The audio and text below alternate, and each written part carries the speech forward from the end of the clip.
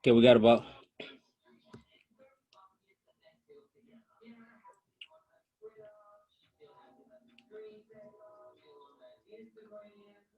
Yo, mic check, mic check, mic check, mic check. Yo, shout out to everybody in the building right now.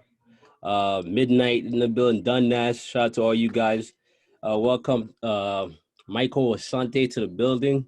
You feel me? If you guys never heard of this guy's the real plug. You feel me? He's been in the game for a minute.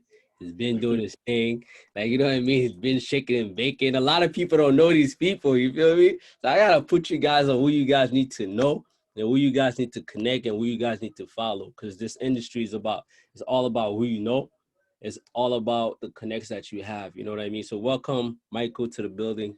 You know what I mean? Give yourself a little bit of introduction. Let the people know where you're from, what do you do. You know what I mean? Give them a Thanks. little bit of background information about you. Thanks for having me, man. My name is Michael Asante. Raised in Toronto.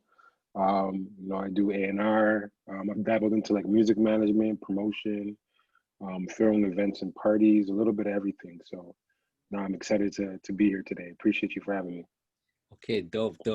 I appreciate you for actually accepting this. You feel me?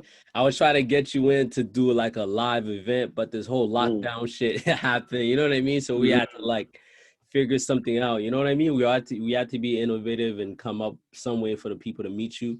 Because like one thing I'm trying to do in the city, one thing mm. I realized, especially in Toronto, there's like a disconnect. There's a disconnect with the people that's like in the industry and the Yeah, people that's trying to make it in the industry. You know what I mean? It's like facts, the facts. people that's in the industry, you don't know who they are. Like this, like it's Mm, like they hidden. It's like they hidden somewhere in a building somewhere. You know what I mean? yeah, So I'm finding who you guys are. I'm finding what you guys do, and I'm trying to like connect you guys with the underground, with the any artist that's trying to come up. So I'm glad we were able to get you on here, even though it's not the best.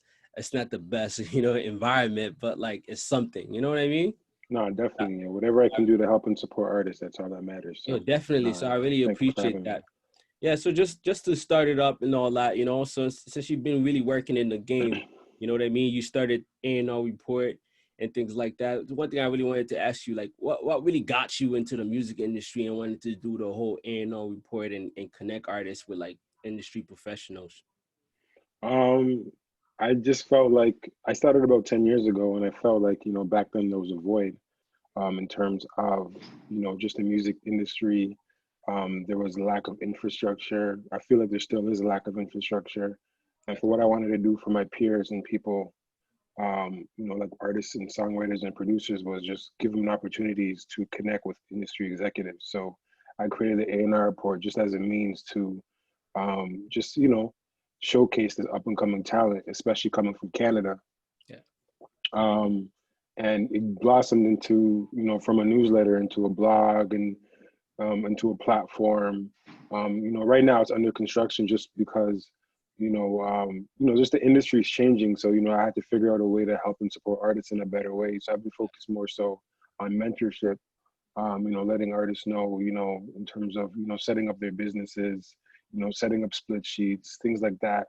yeah, Because I feel like the foundation is very key when it comes to growing your music career. So I've been yeah. focused mainly on mentorship and, just servicing artists rather than just showcasing them. Okay. I feel like there's a lot of other platforms that do that and do that well. Hmm. So I've shifted I would say my focus in terms of instead of just showcasing the artists, I'm more so providing a service and being of and being help to them. So yeah, what made me start the In Report, man, I just really wanted to provide a platform for people in the city. That's really what it stemmed from. That was my initial intent. And we got a few people a lot of opportunities. Hmm. Some songwriters, some producers. We got a couple of artists signed.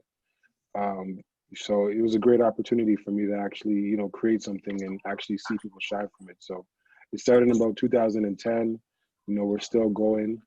We got a huge database of contacts. I've been able to utilize it as a badge. I say a badge of honor Oh, because it allows me to go into like I've been able to go to many shows, many conferences, yeah, festivals, And, it's allowed me to actually connect with a lot of people as well. So I look at myself as an ambassador of, the city of Toronto when it comes to the music. Hello? Yeah, Good? can you hear me? Yeah, I can hear you. Yeah, good. Yeah, man. So I just look at myself as an ambassador to the city. You know what I mean? Like I just really want to be a vessel when it comes to putting on up and coming talent. So Yeah. that's what my intention is now. I've spent years doing it, and now it's time to give back. Yo, definitely. I'm glad you're getting back in the game because I feel like the city needs like trailblazers like you. We did a previous Meet the Connect event with Nice Sound, and I'm trying to Okay, show yeah, my yeah, guy. Yeah, I know you know him. You know Nice yeah, Sound. for You sure. have That's a feature fun. with him, and I'm trying to show him like, yo, people. I gotta celebrate guys like you. One thing I realized about the city, they don't Mm, celebrate guys like you. They don't put guys like you on a pedestal where they be like, yo, these are the people that we need to celebrate because guys like you take mm, chances. You know what I mean? Guys like you buy plane tickets just to go to LA, just to go to Atlanta, just to go to Chicago, just to meet one person and make a connection. yeah, So the fact that you guys take these chances and take and invest within yourself to actually build something, and I feel like something like that need to be celebrated.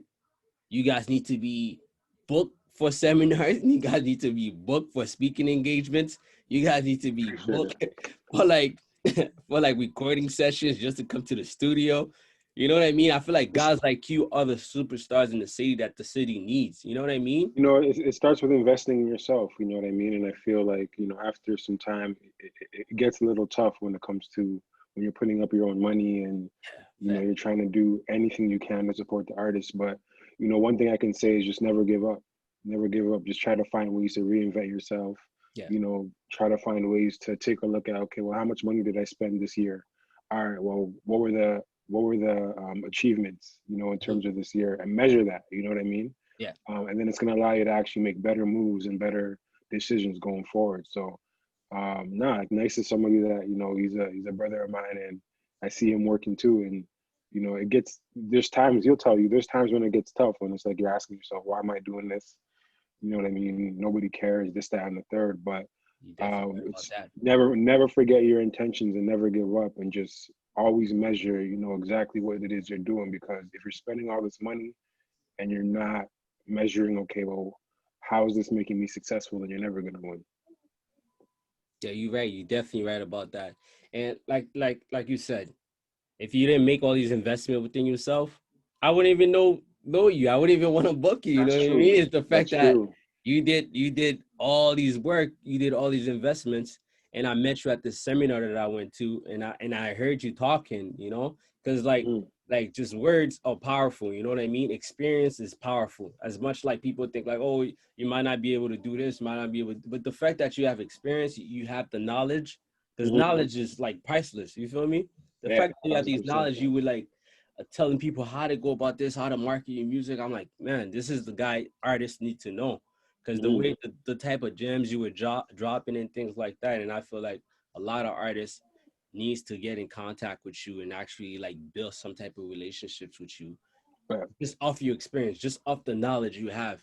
And yeah, just to follow up based on what you said about people that you sign, people that you work with, like just a question, like what on top of your head, like which artists that you've signed or worked with that pretty much went viral or even went global or anything like that, or signed to a major label that people know, shoot, anything like I that. wouldn't. I didn't sign him, but there was an. I used to have a portal where I would charge $10 a submission, Yeah. and this is what it goes to in terms of like, doing the research and investing in yourself. So, um, some guy by the name of Dre London reached out to me through the submissions. He paid the $10.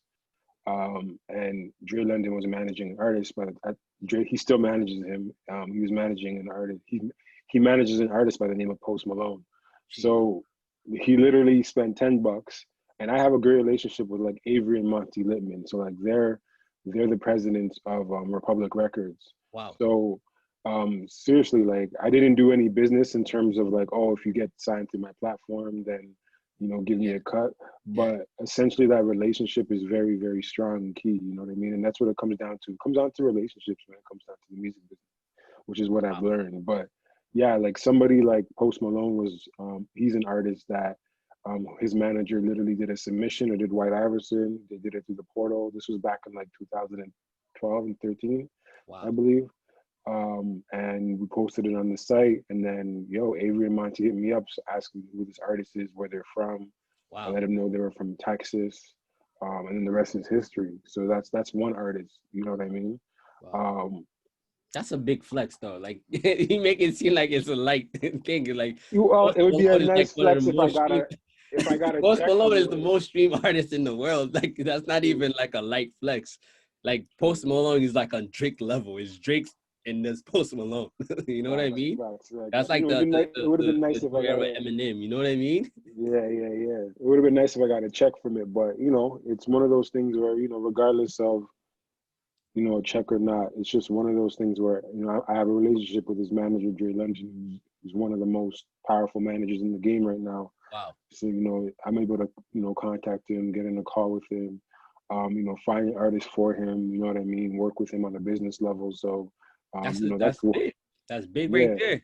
Just I feel like the fact that you didn't get a check from it, but that relationship that you currently have with the manager, that relationship is worth more than millions. You know what I mean? Because yeah, you never know. You might find a jam in Toronto, in Canada, wherever else, and next submissions, and you might find, okay, great. Since I have this relationship with this person, let me line this up. Let me do the contract work and see if I can get this 20% or whatever it may be. yeah. You know what I mean? So So like, it's one of those things. It's a learning experience. You know yeah, what I for mean? sure, And I for think sure. it's one of those things in the music industry. Like you're gonna take some hits, and you're gonna look back and be like, oh, I should have done this or I should have done that. But Yeah, everything's a learning experience. So, it's never a good idea to be salty about certain things. It's just about take the good with the bad and figure out ways to move forward. So, definitely. that's one of the signings I pride myself on for sure. Oh, definitely, definitely, definitely. That's good to hear. That's good to hear that you didn't feel salty about the situation and you didn't mess up the bridge with that you built with the manager. You didn't like forget this. Yeah, I ain't getting paid from this. Forget this guy. You know what I mean? One thing I Hmm. realized about this music industry, and I also learned from Night Sound, it's like you Hmm. can't take things personal. You know what I mean? Hmm. Like you really gotta like, you know, you really gotta be patient and watch how things unfold. You know what I mean? 1,000%. So Like that's one thing. nice likes to say a lot. It's a game, right? It's a game. It's a That's game. one thing he was saying at the seminar. Yeah. He was like, "This is a And game. This is not your life, boy. This is a game. hmm You gotta play the game right. You can't yeah, take nothing personal. You gotta move with the punches. So that's one thing I feel like you pretty much exempt right there. You pretty much showing what it is. It's a game. Just you building that relationship with this guy. That yeah, relationship could last you a lifetime. Who a knows thousand percent. what could come out this relationship. You know what I mean? Oh, for sure. Definitely, definitely. But yeah, just moving forward with the questions that I have, you know what I mean? So Mhm.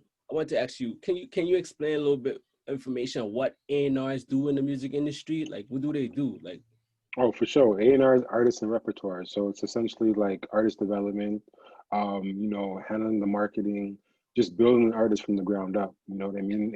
An A&R is essentially the person who helps the artist navigate their vision. So, yeah, from working on together on their album, on the rollout, to actually marketing and pushing the album out. You know what I mean? So, as well as putting people together, navigating that, putting the pieces together, and not to forget the admin as well. So making sure that the split sheets are right, making sure the songwriters are getting, properly documented and paid, as well as the producers, and just making sure the whole vision of the talent, the whole vision of the artist gets seen and heard.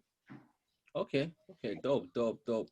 Uh Also, do you feel like ain't because like we're living in an era, everything is digital right now, right? It's like Hmm. everything is digital. uh I feel like a lot of artists are doing things on their own now, especially with all the distributions, DistroKid and all the marketing things such as blogs. Like you feel me? I feel like artists are kind of like doing things on their own. Yeah. Do you feel like A&Rs are useful as they used to be back in the day? Like back in the day, A&Rs used to like you have to go to clubs, have to go to these events and things like that just to Hmm. find an artist and build them from the ground up. And I feel like these days A&Rs are kind of mostly focused more like on the numbers, on you know what I mean? They focus more on the data and things like these. Feel like they are needed at these days. Yeah, I definitely feel like A&Rs are needed. The best A&Rs are the ones that, go to the clubs, go to the events, you know, go try to figure out ways to grow their network. You know what I mean? Because a lot of it is word of mouth as well, you know? But in terms of, nowadays, like, A&Rs, well, the ones that work in the buildings, a lot of them are just data analysts. You know Yeah. what I mean? Wow. So they take a look at the numbers in terms of, okay, well, what's the social media following like? Okay, how many streams are they getting on a week by week basis? Things of that sort. And they're able to, take a look at those numbers and just and figure out ways to justify those numbers when it comes to, figuring out if they want to sign an artist to a major deal.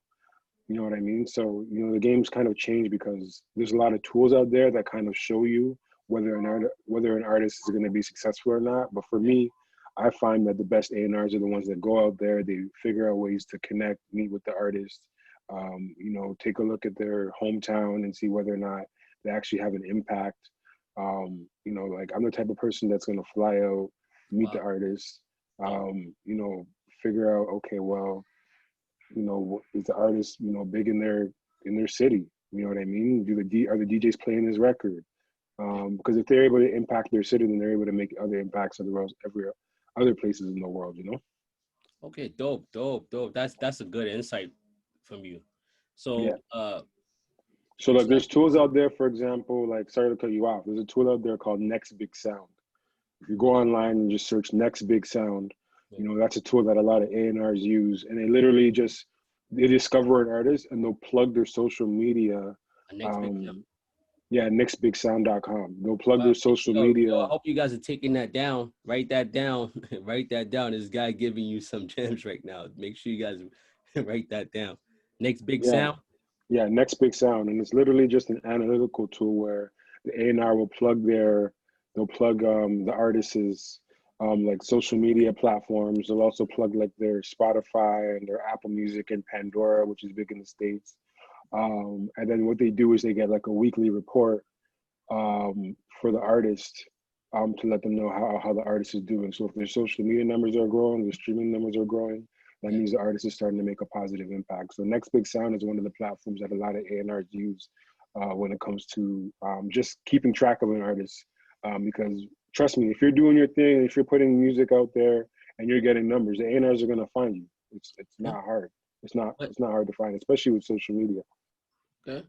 So do you find that everything is about numbers? Can artists be like good? Can they be dropping good music, uh but don't have good numbers? Can are Yeah, artists like can I've sign like that?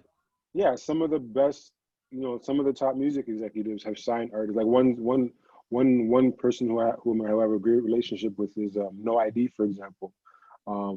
He signed Snow Allegra off of no numbers. You know what I mean? Wow. Just straight talent. You know what I mean? So there's A&Rs That's a out there that possibility. will. That's Yeah, possibility. there's definitely a possibility. The pure A&Rs, the ones that are about the music, are the ones that are going to sign you off of no numbers. You know what I mean? The thing with the music industry is that there's A&Rs and executives that are pure, that used to be musicians in the past. They used to be artists. You know what I mean? So they understand what it takes to develop an artist. But then there's A&Rs who are like marketers or businessmen.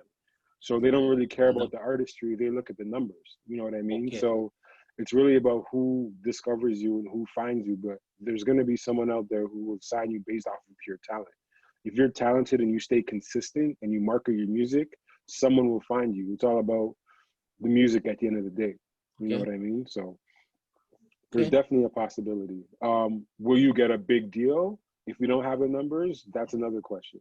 You know Okay. what I mean? But at least as far as getting your foot in the door, raising some notoriety, getting an opportunity to build it from the ground up, there's definitely an opportunity when it comes to signing with a major label. Oh wow. Okay. Dope. So like, how does an artist find an A&R? I feel like A&Rs are kind of like these hidden superheroes. They like they just come out at night somewhere. Like That's who a the good hell these guys? question. Where they from? You know what I mean? It's like you can't Yeah. contact them. You can't talk to them. Like I feel like That's a good question. Man, you got to get creative. That's Like, I what think when it comes to, being able to connect with an A&R, you know what I mean? A lot of A&Rs, you always find them at festivals, at conferences. So figure out different settings in which you can connect with an A&R. For me, like I remember back in the day, when I first started to go to LA, like in 2012, what I would do is, because a lot of the labels, they have like a campus. It's like a campus. It's the way it's set up. So I went to the headquarters of Universal Music Group, and I would literally just chill on campus. You know what I mean? I'd chill wow. at the like they have a Starbucks right there, by the office. So I would just open up my laptop, chill at the Starbucks. And if I saw someone either familiar or someone who I felt like is somebody, I would just introduce myself, like, hey, I'm from Toronto. Do you know where such and such is? Like, Wow. just ask Wow. an open-ended question. Like, oh, do you know where the is there any restaurant here that serves such and such? Like, you know what I mean? That Yeah. serves Chinese food, for example. Oh, no. And then that's kind of like an icebreaker. You know what I Wow. mean? And then you just Yeah. ask, like, hey, like, I'm from Toronto. I work in the music business. Would you happen to know any, A&Rs or people I should connect with? And then that person may tell them themselves, like, hey, well, it's nice to meet you. I'm a PR person. Yeah. Like, for example, one of the first guys I met was this guy named Randy Henderson. He's the head of PR for Interscope. And that's how I met him. You know what I mean? Just simple as that. Just introducing myself, and just being upfront and being straight up in terms of what I was there for. And then he became an ally and he connected me with other people, such as, I don't know if you know Tunji, but Tunji used to work at Interscope. He signed, well, he didn't sign, but he worked with like Kendrick Lamar. Wow. He works at RCA now, so he signed Bryson Tiller. Wow. He signed Normani. He signed Wizkid to RCA. So even Freddie Gibbs. So like, that's it's at the end of the day, it's a community. You know what I mean? And Yeah, nice. I would say A&R, the same thing. Everybody knows each other in the A&R industry. exactly. And it's just A&Rs are just regular people. Like, we're all passionate about music, and we just want to figure out ways we can find the next big thing. So if you come correct, there's definitely many ways you can connect and find an A&R. What I would suggest is invest in yourself. Take a trip. Go to the festivals, go to the conferences, go to the trade shows, because a lot of A&Rs and executives are always on those panels. Make sure you have a business card, or make sure you have your contact card on your iPhone or your Android set up so that when you get a contact, you're able to share your contact with them right away, Yeah. and you're able to build, through text messages and emails and things of that sort. There's so many different ways to connect with A&Rs. It is a fast world, so it's always important to make sure when you're communicating, you're giving them the right information right away, giving them what they need, and don't bombard them with your music because they get a lot of music every day. Make sure, like, if you're going to reach out to them, you give them the best quality music you can find, Definitely. because first impressions is everything. You know what I mean? So, in terms of just making sure you connect with the right A&R, like, make sure you are straight to the point, you're direct, but also make sure that the quality is there, not the quantity. Yeah, definitely, definitely, definitely. And just to add to that, I wanted to ask you, uh, I just signed up for LinkedIn just like a month ago. A lot of Okay. people let me sign up for it, and I seen you up there. Oh, this guy's on LinkedIn. Let me Yeah. connect with him. So, do you suggest that a lot of artists make LinkedIn profiles? Because I don't find a lot of artists making LinkedIn profiles. Because I find there's a lot of A&Rs on LinkedIn for some reason. Like, do you Yeah. suggest It's that? definitely a community on LinkedIn. LinkedIn is a cool community when it comes to connecting with people, especially on the executive side. Um, yeah, like whatever social media wherever the people are, it's definitely important to sign up. Just make sure you put your best foot forward. Yeah. Make sure your LinkedIn profile is up to date. Make sure you're able to highlight and create a portfolio. Showcase your highlights, things of that sort. There's a dope tool out there called Rocket Reach. So What if is you, that? it's so basically what Rocket Reach is it allows you to get all the contacts on LinkedIn. So for example, if you want to get Steve Stout's email, you're able to get it through Rocket Reach. So as Wow. long as you're on LinkedIn, yeah, the website's rocketreach.co. So it's a cool website, but it gives you an opportunity to really connect with people on LinkedIn, but also get all their contact information. Yo, make sure you guys are taking these information down. You know what I mean? Because I didn't know these things myself. I'm taking notes. You know, so make sure you guys taking notes. Hey, these I these got guys you. don't come around often to drop their Yeah, jams. You feel me? So that's Yeah, I man. really appreciate that. Well, you Dope. already know, but yeah, Rocket Reach is something that's helped me a lot. Wow. It's a cool website. Yeah, you just sign up. I think you pay like $20 a month. But it literally scans everybody's email Wow. that they use on LinkedIn, Wow. and it allows you to basically pull their contact information. So it's a cool website for sure. Wow. Wow. Wow. Thank you. I'm taking all these notes down Yeah, myself. pleasure, man. I'm in class right now. You already know. You already know. But yeah, just to move forward with the questions, what I want to ask you, like, since we're living in, like I said, the digital world, and there's like this independent movement going on where everybody want to like be independent, everybody's just against these labels and Hmm. things like that. What's your views on artists being independent and them signing to a major record label? Do you suggest artists try the independent route and build their music, build their profile, build their fan, Hmm. or do you suggest them go trying to find a deal right away or anything like that? What's your views on that? I think it just comes down to being honest with yourself and honest with who you are as an artist and what you're able to handle. You know what I mean? I would suggest, like, I think it's better to be an independent artist because it gives you more creative freedom. Hmm. You know what I mean? But the key word is partnerships. You know what I'm saying? So I feel like as long as you're independent, you understand your business, you understand your brand, and you're able to partner up with a label, that's the best option that you can have. Because if you're able to run yourself through the machine, that's going to make you a bigger artist. You know what I mean? So, working independently is going to be a long, hard grind.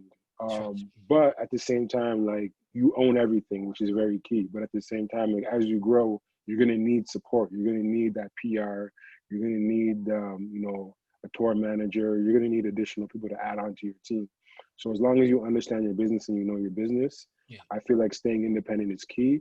But if you can figure out a way to partner up with a label, just as simple as, getting a licensing deal. And what a What is that? licensing deal What is, is that? so basically what a licensing deal is, not necessarily a record deal, but you're basically giving the label the license. So you're giving them the product, which is the music, and you're giving them the license to exploit and market the music, right? And then what they do is they do like a split. Usually it's like 80-20, 50-50. It depends what you're able to negotiate. But the licensing deal does not last for a lifetime. It lasts for either 2 to 5 years or even more, depending on whatever you negotiate. You know what I mean? So licensing deals are better because, the label's going to spend the money on the marketing. They're going to spend the money on the promo. They're going to figure out ways to get to to make your product as viable as it can. Or You know what I licensing mean? deal? So Wow. licensing deal. You know what I mean? The reason why a lot of artists get put on the shelf is because the label will be like, all right, well, I'm going to sign you for 1 million. I'm going to advance you 500,000. But if they're not feeling the music and if they feel like, okay, well, our investment, we're not going to get, if we keep spending more money on this investment, we're not going to make any more money back. So what's the point to keep spending money? You know what I mean? It's kind of like, look at it as a stock. You know what I mean? You see a stock that looks good, whatever kind of stock it is, you're gonna, whatever you put up. Let's say you put up 10,000. If the stock keeps going down and you realize, okay, I'm losing all my money, I'm at the are you sell. gonna keep putting more money into it? No, you're gonna either sell the stock or just see if it dies out, or see or hope that it Goes comes back back up. up. Yep. You know what I mean? So that's kind of how labels look at artists. You know what I mean? You They know the have stock. Oh wow. they have shareholders. You know what I mean? They're major labels. It's once they become a shareholding company, like, they lose sight of the art. You know what I mean? So I find that, from a label standpoint, they're just trying to make money off their investment. And if they can't make money off from you and they sign you to $1 million deal and a 5 year term, and they advance you 500,000, you either have to figure out a way to pay them back. You either got to figure out a way to make the music that they want, that they think is going to be as viable as possible, so that they can make their money back, or you're going to get put on the shelf. That's Wow. really what it comes down to. So, from my standpoint, I feel like, I would recommend creating an LLC, creating an LLC or Yo, creating, write these things down. Write these things down. If you're in this, make sure you have your notepad taking information. Go ahead. set up an incorporation. You know what I mean? Whatever you can do. LLCs in the States, but even in the States, like, if you have business in the States, set up an LLC. If you're in Canada, set up an incorporation, Yeah. name your company whatever it is, create a production company, create a label, and then just sign yourself to yourself. And then before you know it, track all your expenses. Make sure you get your split sheets right. So there's a tool out there called songsplits.com. So that allows you to create split sheets digitally. You know what I mean? So you don't got to go out there and actually do all the paperwork. You can actually do it digitally just by signing up for something called song splits, and that will allow you to make sure that you get your split sheets right when it comes down to certain songs. Because a lot of artists, what they, especially in hip hop, what I find is that they'll find a beat on YouTube, Yeah. they'll rap on it, they won't even reach out to the producer. They won't do a split sheet. The song goes viral now, and now before you know it, like the artist is figuring out a way to connect with the producer now, and the producer saying, "Oh, you didn't pay me for the beat," and they get into all this legal trouble. So, word of advice is, set up yourself as a company, come correct. Make sure you get your split sheets right so that when your song goes viral, you're not being reactive, you're being proactive. You know Wow. what I mean? And you don't have to spend all this money that you've made on the song on legal. You can actually spend it and actually reinvest in your career. Wow. Wow. Yo, I hope you guys are taking all these information down because this guy's letting you guys know everything that you need to know. So I really appreciate you, letting it all out. Because some people like to hold out these information. They don't like to share. Yeah. Like you can't. Why you don't share these information? That's the part. You need to, I if feel you you. know these information, you gotta share. Why you gotta die? You don't have to die with these information, man. You have to share them to the people. That's what I like. I like sharing information. If I read somewhere, if I go to a seminar, I learn something. I tell my community, the people that I rock with, bro, go there, sign up there. You get 20 bands. Go there. You know what I mean? I No, a thousand appreciate you telling percent. people like the websites, all the licensing deals, the certain deals that are out there. And just to follow up on that, what other deals that are out there? Since you said there's licensing deals with that, which I didn't know about, hmm which other deals that artists are able to sign with labels? a lot of labels, a lot of like developing artists will sign to a production company. So, or sorry, they'll sign a production deal, for example. So, what a production deal is, and this is more so like a gem for like a manager or even producers per se. So, if you set up yourself as a production company and you sign an artist to a production deal, that basically gives you the right to refusal when it comes down to publishing their music. So, for example, let's say I find an artist A on the street, and I sign them to my production company. That means I'm the person that is going to be producing their music. You know what I mean? So, a lot of the production is coming from me. You see what I'm saying? So, a lot of artists, they do sign to a production company.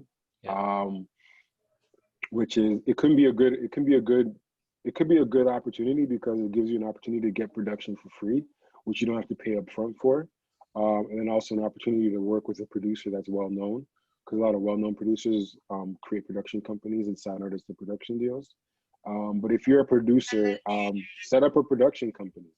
I think is very important because it allows you to actually sign artists to yourself, sign producers to yourself, and at the same time, you can also reach out to publishing companies and get a publishing deal for your production company as well if it's doing well. What do you, so when you say publishing deal, like explain that to them. What is publishing? Well, publishing is shoot, whenever your song gets on an album, it's published. So for publishing, let's say, for example, your music gets played on a TV show or gets played in a movie. That's publishing.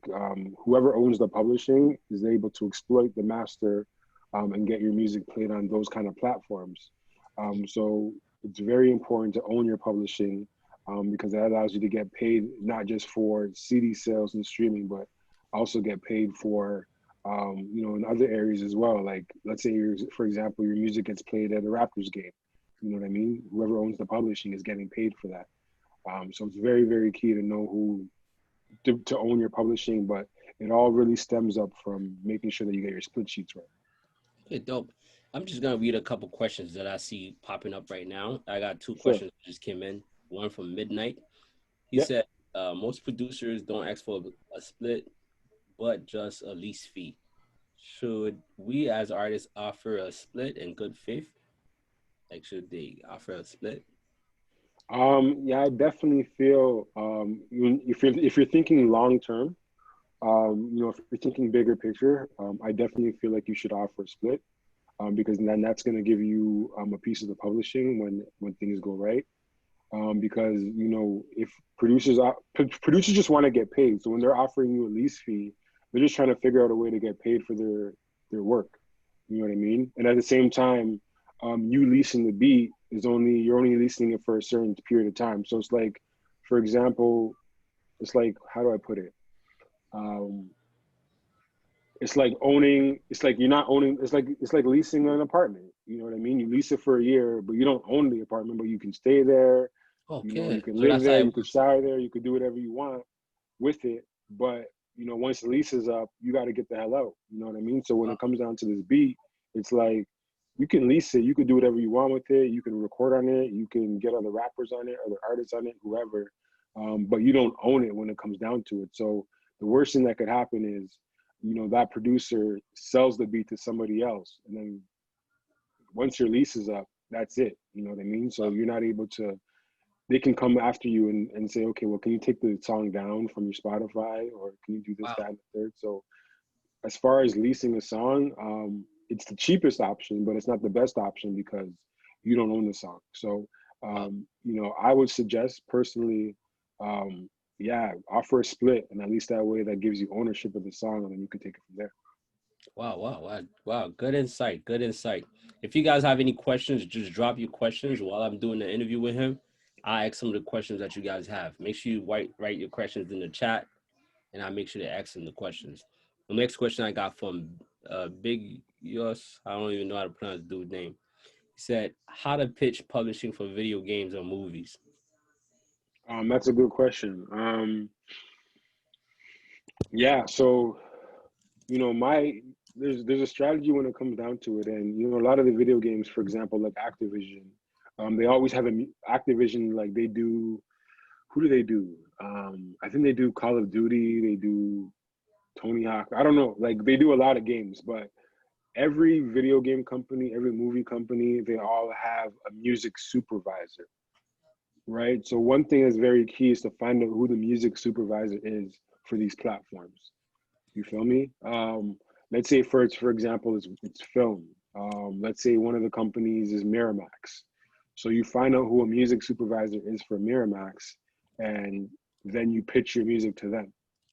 So kind of similar to how you would pitch your music to a playlist like Spotify or Apple Music. It's kind of the same thing. They're just looking for music that's owned, that they can license, that also has all the split sheets done.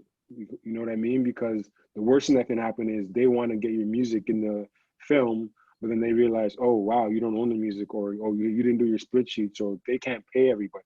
You know what I mean? And then they get sued when the movie comes out, or they're forced to just take your music out the film or the video game. You know what I mean? So find out who the music supervisor is.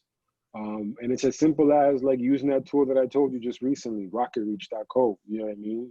If you search music supervisor and you search based on whatever company, you'll probably find them on LinkedIn.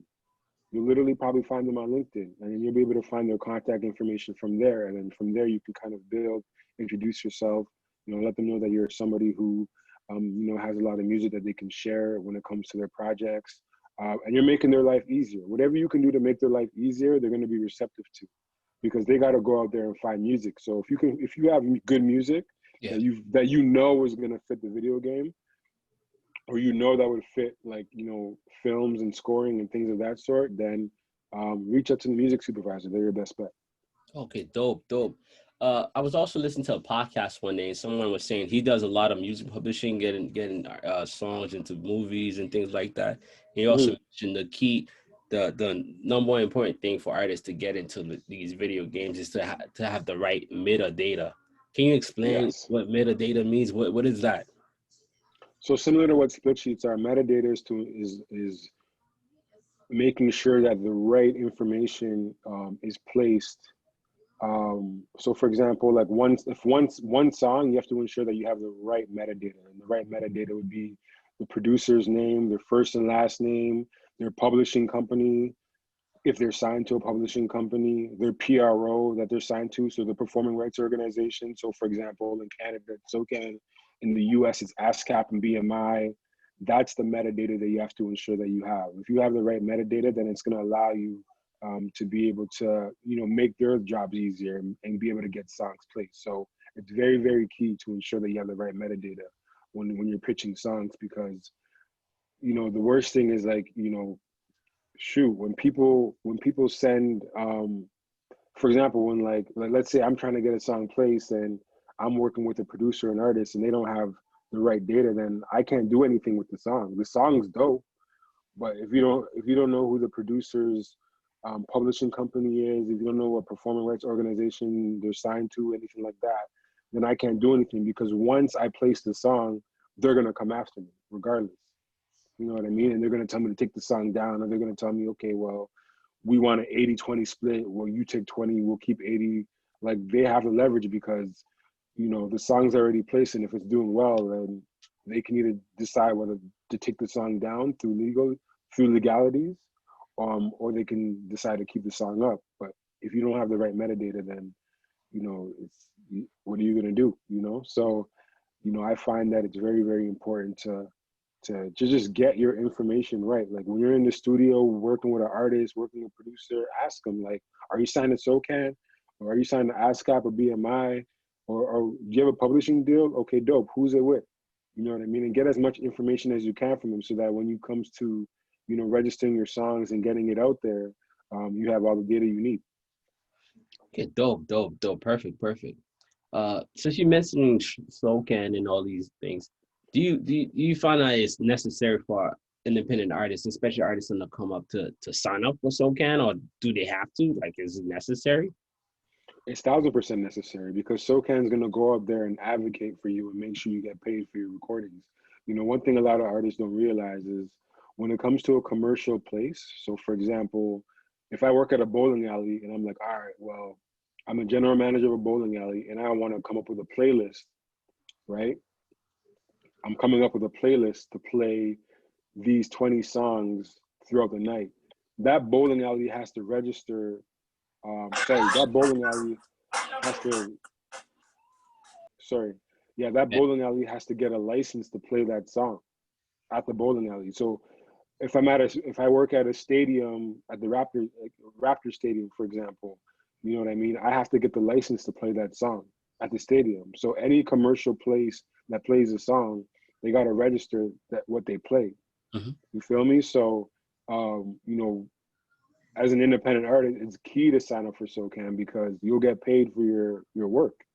You know what I mean? And a lot of independent artists, they don't sign up for these companies because they feel like it's not going to do anything for them. But they don't realize, once they get that publishing check, that check is beautiful. You know what I mean? So it's Okay. very key to sign up for companies like SOCAN, to register your songs. If you're in the States, sign up for ASCAP, BMI, and make sure you do your split sheets and get your songs registered, so that anyone in the world that plays your song from a commercial standpoint, even radio, they'll make sure you get paid for it.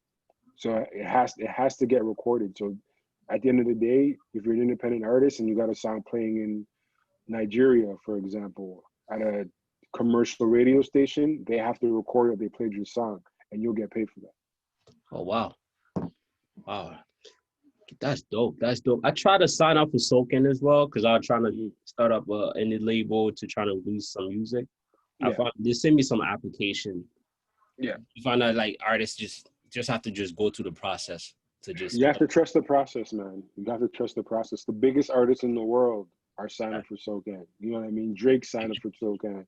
wow. Weekend is signing for SOCAN. So, and they're getting paid. You know what I mean? So you have to sign up for these companies, and you have to make sure you got the right metadata to make sure that you get paid properly and get paid fairly. So SoCan handles what does SoCan handles? Publishing only? What else do they handle? They handle publishing. They handle royalties, so mechanical royalties, any kind of royalties. So if you're getting paid, if sorry, for example, You know, if your song is getting played on a digital platform, any platform that's commercial, Yeah. that needs to register, or sorry, that needs to register your song. Sorry, not register. What's the word I'm looking for? Um, that needs to record what songs they played. They'll make sure you get paid from that. Okay. You know Okay. what I That's cool. mean? So it comes down to making sure your foundation's right. And I'll say it again and again. Get your split sheets done. Get it done. You know what I mean? Get it done. Make sure you have an agreement with the producers and the artists that you work with, and you know, figure it out. You know what I mean? If you have to put up a bag to get that publishing on the song, pay the producer $500, or pay them a, or do a split where it's like the producer gets 70, you get 30, whatever it is, because there's nothing that's worse than putting a song out, it going viral, and then you have to pay so much money on legal fees, just so that you can, you know, retain ownership of the song. You know, you might have recorded the song and rapped on it, but you didn't make the beat. You know what I mean? So it's very, very important that you have an agreement with the producers and the additional songwriters that you work with. Okay. All right. Dope. Uh, so like, what other services do you recommend for artists to sign up for besides SoCan? Like, is like, okay, let me just ask you this question. Okay, great. You an artist. You just became an artist. You just recorded a song. Give me some steps. Like, okay, great. Register for SoCan. Great. Register for your business. What are some steps for an artist need to do to make sure they have a successful career so they don't get burned in the music industry? What would you suggest? Wow, that's an open-ended question. Yeah, There's I a know. lot. Just give me There's a some. lot. Because right now you say SoCan. It says artists have to sometimes register for the LLC incorporation and things like Mhm. that. Like, are there some steps that artists need to take to make sure that they have their business in order, their music business in order?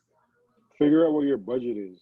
You know, I think budget is key. You're not gonna make any noise if you don't have a budget. So even if your budget is $1,000, figure out what you can do with $1,000. You know what I mean?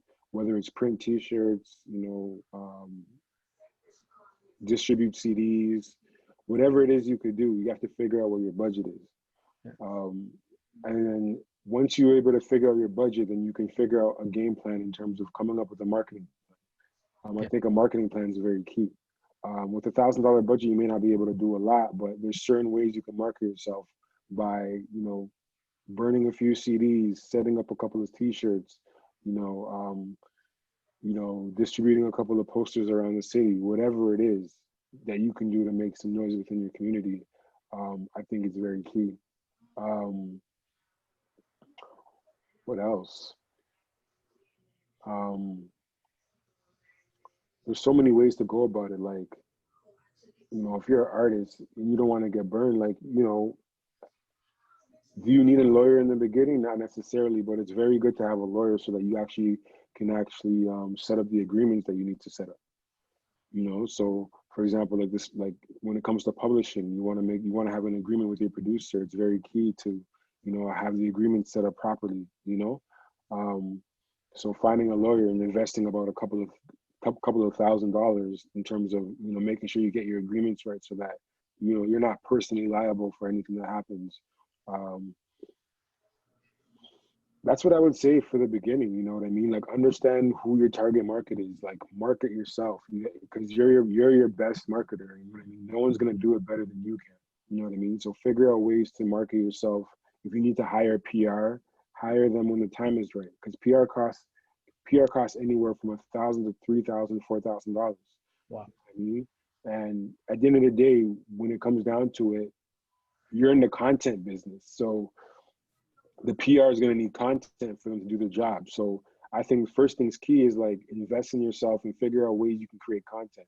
You know what I mean? Whether it's by developing videos, creating videos, you know, coming up with creative ways to, you know, market yourself on platforms like TikTok, Instagram, you know, Twitter, things of that sort. It's always, you know, good to find ways to, you know, market yourself. You know what I mean? So at the end of the day, like, you know, if you're an up and coming artist, it's very, very key to figure out ways to create content. Content is key at the end of the day. You're in the content business. And some of the biggest artists in the world, you're competing with them because it's an open playing field now. Anyone can play. You know what I mean? All you need is a distributor like TuneCore, Kids, Distro Kid. There's AWOL, there's Foundation Media. There's so many different distributors. What is You know what I AWOL? mean? What is AWOL? AWOL is a distributor as well. They're a Oh, digital distributor. okay. Yeah, so AWOL's through Sony. So AWOL's a partnership through Sony. But yeah, make sure you have distribution, which is key. You need distribution, digital distribution. There's Empire, which is out there as well. Um, so yeah, like find the best digital distributor, figure out a way to connect with the marketing team.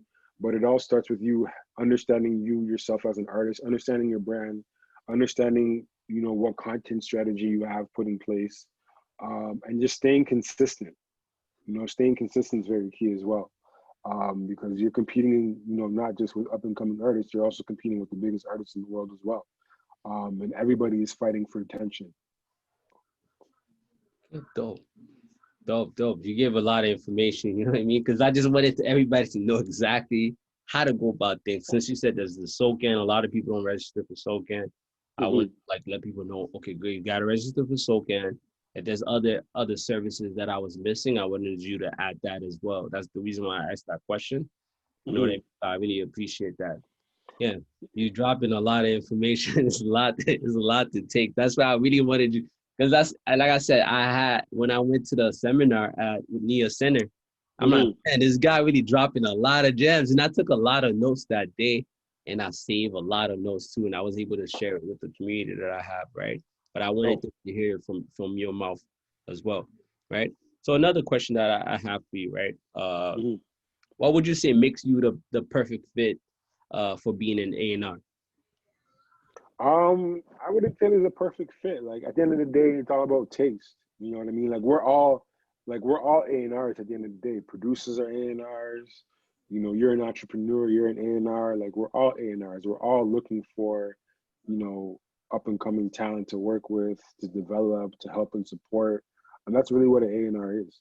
You know what I mean? It's artist and repertoire. So um, I think it comes down to, having great networking skills, being able to decipher music, quality music from, less quality music, um, being able to connect with artists. I think because at the end of the day, the music industry, it's all about the artist. At the end of the day, with no artist, there's no industry. You know what I mean? So you have to have ability to connect. You have to have interpersonal skills. Communication skills is very key as well, to be able to talk and connect with people, Mhm. as well as write properly professional emails. Because a lot of A&R work goes through writing emails, communicating with others, phone calls, things of that sort. There's going to be times when you don't get your way, but it's always important to stay professional. Um, you know, understand what your vision is, and yeah, I think as far as an A&R, like anyone could be an A&R. It just really comes down to having the vision, and finding an artist and having a vision for them as well. Okay, dope, dope. And also, what would you say is the quality of good music? Like, how do you know a song is a hit? How do you know, damn, this song is dope? Let me see if I could like get these managers, get these A&Rs on it right away. See if I could get this artist signed right away. Do you have like a sound that you're going for? Is there something that catch your ears? What makes a good music to you? Man, it's a hard question to answer. Like I think if when it's a hit when it's a hit. You know what I mean? Like if it makes you feel good, if it makes you dance, if it makes you feel a certain type of way, whether it's getting you in your feelings, if the songwriting is on a level, you kind of know a hit's a hit or a good song is a good song just by the way it's done. You know what I mean? I think it's kind of hard to answer that question in terms of what kind of sound you're going for, because music, it just has this magic and this type of way to make you feel good when it makes you feel good. So I wouldn't say I can't really answer that question when it comes to like when I know it's a hit. You just kind of know. You just have that feeling. Yeah, I feel You get excited. You want to just tell your friends, like, and that's what A&Rs do. Like they tell their friends, they tell their colleagues. You know what I mean? They tell their boss, like whoever it is, and they get excited about these kind of things because, you know, they're the ones that's driving. Like they're the driver when it comes down to an artist's career. You know what I mean? So, you know, an A&R's job is to kind of navigate and figure out a way to amplify and, you know, make, you know, the artist's voice heard and loud as possible. You know what I mean? So, um, yeah, I think when you hear a song, you when you know it's a hit, you know, you have that gut feeling, and it's your job as an A&R to go out there and figure out ways to amplify it. Okay, dope, dope, dope, dope. Okay, so how do you know the artist you're working with is the right fit? Like, do you measure based on the artist's energy, their vibes? Like, how do you know if they're the right fit for you to even put your name? Definitely vibe, energy, work ethic is very key. You know Mhm. what I mean? You know, I love artists who also have a business mindset as well. That actually, you know, they understand, you know, where they want to take the career. They have a vision for themselves. Mhm. I think that's very, very key, especially nowadays. You know what I mean? Because a lot of it's put into the artist's hands in terms of, okay, well, you know, like the artist is pretty much, they're the driving force. You know what I mean? You know, social media, you know, it's made it a wide open playing field when it comes to promoting and exploiting your music. So Yeah. an artist definitely has to have a vision for themselves and know what they want. And Mhm. those are the artists that are winning right now. You know, artists who are able to kind of navigate, like for example, Drake does a really good job of it. You know, it's not, What are you talking about? no, I say Drake does a really good job of that. Like Drake's just not, for example, like he's not just telling his team what to do, or it's not just his team going out there and pulling all the strings. No, Drake does a lot of, um, he does a great job of navigating and, you know, making connections, and you know he's the driving force behind his brand. You know what I mean? Definitely. His team is just there to support him, and those are the artists that are the ones that do the best. Oh, definitely. So do you suggest that most artists have a team? Do you suggest that they're trying to find a director to work with that kind of catch the visuals, find a producer that kind of catch the beats they want to work with, and like find a PR agent that understand their story? Do you think that artists as an independent artist should definitely look for a team to actually be successful in the music business? 1,000%. You know, when you're starting off, it's gonna start with you. You know what I mean? But you know, it's very, very important to kind of build a team because that builds consistency. You know what I mean? So if you have a videographer that you go to, you got a producer that you have a really good relationship with, you have a PR person that understands your brand, and is able to market you, then you're setting yourself up for success. Yeah. You know, so you know, I think as an artist, it's very, very key to, you know, as you're starting up, figure out, you know, who you work well with, and you know, figure out a way to kind of partner or build some sort of relationship with them, so that when it comes down to your releases, you have that support from the get go. Okay, dope, dope, dope. Just moving on with my questions. I'm gonna ask the questions that's in the chat in a few. Yep. The other questions I'm gonna ask you is, what would you say is the one thing that every song must have for it to be solid, for like to cross boundaries? Like one thing I realized, a lot of artists from Toronto, actually, Hmm. a lot of artists they be making music, a lot of music, but they be making a lot of block music, like music that just stay within the block, within the city. Hmm. do Hmm. you do you find that artists should be making a lot more global music that could play in different cities, different countries? Like what makes what's the one thing that every song must have for it to be solid? Um, I think I think great songwriting. I think songwriting is key. Yeah, Um, you know, it's words. You know, words are very important. It's how you use them. You know what I mean? I think songwriting is very key when it comes down to, you know, making sure that your song can go universal. You know, I feel like a lot of artists, you know, that make just songs for their block. Yeah, it gives them some hood celebrity, but at the same time, like that's far as it's gonna go. You know what I mean? yeah, So yeah. I think songwriting is very key, and just figuring out ways to, you know, be universal when it comes to your songwriting. Okay, dope, dope. Uh, just to go on with the songwriting thing, there's been a lot of how you call it issues, people talking about songwriting and things like that. What's your take on artists collaborating with other writers, getting ghostwriters to write their song for them? What's your take on that? I think it's just about being honest. I think a lot of it's just being honest with your fans.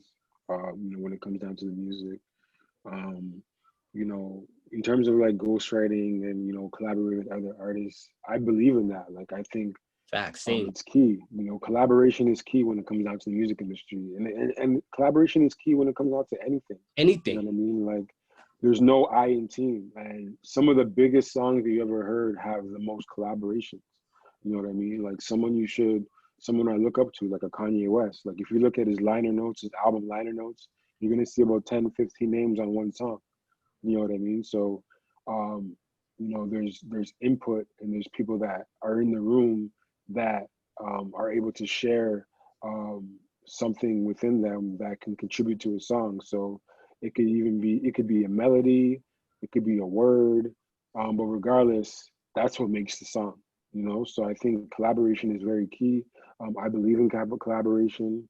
Um, when it comes to ghostwriting, I just think it's a lot of fans just take it a certain way, especially in hip hop, because hip hop is raw. You know what I mean? It's honesty.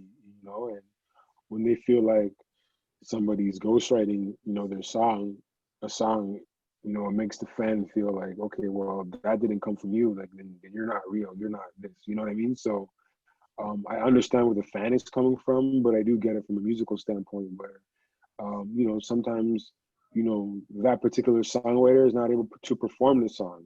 There's one thing to write a song, but there's another thing to perform the song because you got to go out there, you got to go on stage, you got to sell it, you got to market it. And that particular songwriter might not be the best person to do that. You know what I mean? And at the end of the day, this is the music business. So everybody plays a part, everybody plays a role. And it's a team game, right? Like Nice says, it's a game, right? So Definitely. you got to know what role you have in this game. There's a lot of talented artists out there that can write their own songs and also perform it. So that gives you more leverage and that gives you more money in your pocket, which is very key. Mhm. But there's a lot of artists out there that don't write their own songs, and hip hop has now become pop in a way. You know what I mean? And there's a lot of pop artists that don't write their own songs. It's true. Hip So hop, hip hop is really it's pop evolved. right now. It's Exactly. pretty much pop culture, hip hop, drill music. That's all people listen to. If you go on a Spotify, that's what it has the most streams. That's all people really listening to. So you're right. Like how Yeah, many hits can you so make yourself? you know, yeah, how many hooks can you come up with like all the time? Like that's why there's so many one hit wonders because not everybody could come up with a hit. yeah. you know what I mean? Facts. Facts. So So, hip hop is it's become pop and it's evolved, you know what I mean? So, a lot of the biggest pop artists in the world, they didn't write their own music, you know what I mean? And there are people that we look up to, whether it's Madonna, whether it's even Beyonce, you know what I mean? Like, so, um, yeah, I just think it's just the history of hip hop and, where it stems from. But, it's evolved and I think we just got to think forward. okay, dope. Another question I have for you, like, what can you tell us about music marketing? Since you like a music marketing guru, all these, Mhm. you have all these little apps, you got all these websites. So, what can you tell us about music marketing? What tools do you use to promote artists, and what tools do you think that artists should be looking into to promote themselves as well? I think music marketing is, comes down to PR, understanding your brand, but also one thing that's key is streaming. Yeah. So if you're marketing yourself to the streaming platform, that's going to help you go viral. That's going to help you build a fan base. Mhm. Um, so let me see if there's a website that I use a lot. It's called Music Industry Connections, Take some and notes. Take it some notes. allows you. Let What is me it see if called? I can find it. Music Industry Connections. Um, Give me 1 second. I'm gonna see if I can find it for you guys. But yeah, I think distribution. I mean, sorry, I'm streaming. Marketing to the streaming platform is very key. Like they're the platforms that is driving, they're the driving force right now. You know what I mean? Um, okay, I'm gonna put it in the chat actually. All right, put it in the chat. Music industry connection. Yeah. So basically, this gives you like they basically give you a list of like all the streaming platforms, their contacts. Oh wow. So whether it's from Spotify to Apple Music, they give you a lot of the contacts when it comes to blogs as Nice. well. Um, you have to hit it. You have to hit it in many different angles. You know what I mean? When it comes to music marketing, it's radio, it's the blogs. You know what I mean? So you got to figure out ways to kind of build your digital brand, whether it's through blogging. It's also through streaming as well. You know what I mean? The streaming is it's driving. That's what's driving discovery. You know, when it comes to new music. Um, you know, and don't forget, like, you know, when it comes down to, you know, what's it called, like burning CDs and just, you know, doing it from like the grassroots, you know, that's very key as well, because that allows you to, like, you know, build a community within your neighborhood, you know. So there's so many different ways to market yourself, but one thing I think is key is just figuring out ways to communicate with the streaming platforms, because that's what's driving discovery right now. So the Apple Musics, the titles, you know, Yeah. the Spotify's, you know, figuring out a way to connect with the music programmers. They're the ones who are creating the playlists. So if you can connect with them, if you can send them the music, I think it just starts with finding your distributor, whoever it is. So if it's DistroKid, um, use DistroKid. You know what I mean? Mhm. Uh, Set up yourself through DistroKid. Make sure you have a release date for your song. Once the song is ready to go, send that Spotify link to Spotify programmer. Send the Apple Music link to the Apple Music programmer. Make their job easier. You know what I mean? Because they're just all they have to do is take that link and apply it to their playlist. As simple as that. You know, so you know, one thing I learned that from Tuma Basa. He used to be the head of Spotify Yep. Urban before he went to YouTube, and he used to just tell me like, Mike, just once you have that song ready to go, just give me the Spotify link, and I'll be able to put it in certain playlists, because it just makes my job easier. And he was able to show me how he does that through his phone. You know what Wow. I mean? You know what I mean? So it doesn't take a lot of work for these guys to put you on a playlist. You just got to give them the content when it's ready, and you got to make sure it's quality content. Okay, dope. Okay, so I see that you added the music, the micco.com on the chat. So do you have any other, you call it, do you have any other platforms, any marketing tools that you think artists could use? If you don't mind sharing that, that That's would the be, main one. Like that's the main one. yeah. And Rocket Reach, like I told you before, Rocket Reach. A Rocket lot of Reach? these programmers and yeah, rocketreach.co. So I'll even put it through here as well. Yeah, put them to it. That'll be dope. You know, a lot of these platforms that have the content, like a lot of these programmers, they're on LinkedIn as well. You know what I mean? So if you just search Spotify programmer, music programmer, you'll be able to find certain people that make the playlist, and a lot of them are just underground. You know what I mean? They're kind of like A&Rs. You don't really know who they are, but they're there. You Facts, know what I facts. mean? And they're powerful. So you just got to familiarize yourself with who's who, and figure out a way to connect with them. And it comes with proper business communication. You know what I mean? You got to be able to send a proper email. Make sure you have a catchy subject line, or it doesn't have to even be catchy. It can be direct, straight to the point, like new artists from Toronto, Canada. You know what I mean? You know, make sure you have a proper email and proper format, and just send an email. You don't have to send too much information, but make sure you're direct and straight to the point, because you know, you're a business. You know what I mean? So and I understand like it's hard to kind of, you know, come cold when it comes to sending emails out, but if you introduce yourself, if you tell them where you're from, and if you give them what they need when it comes to music, they'll most likely reply, you know, at least 50 to 60% of the time. You may not get an answer right away, but it all comes down to consistency, you Yeah, know. So familiarize yourself like with these guys, familiarize yourself with the names, you know what I mean? Try to figure out a way to follow them on Instagram, Twitter. You know, if you see they're going to be at a trade show, they're going to be at a conference, you know, go to the conference, invest in yourself, introduce yourself, say, hey, you know, my name is Michael. I sent you an email about a month ago about my new music. What's the best way to contact you? Like, and just stay consistent, and before you know it, you're going to have that person in your pocket, and they'll be able to answer every email going forward. Wow, wow, dope, dope. I'm not even gonna skip on that. And you saying Tuma, because that's Mm. kind of like what this guy just said. The guy, like that's kind of like this guy just been flexing on us and everybody. Shit going over his head right now. Nah, So but like meeting someone like Tuma, that came from me. I went to Revolt Music Conference in 2014 when Tuma was the head of programming at yeah, Revolt. wow, You know what I mean? So that was in 2014. So I didn't know Tuma from a can of paint, but I yeah, had the A&R report platform. I was doing interviews, and I just connected with Tuma on a level. You know what I mean? He was yeah, one of the African brothers that was there as well. I'm African, yeah, and we just connected on a level. I introduced myself. I let him know where I was from. I shook his hand. I asked him if he had a business card, and then from there I connected with him. And it started off of me flying all the way to Miami to go to this Revolt Music Conference, not knowing who else I'm going to connect with. Until this day, I'm able to call Tuma and text him on a first name basis. So that's love right there. It just comes down to um, knowing who you're trying to connect with and figuring out a ways creatively to connect with them. wow, wow.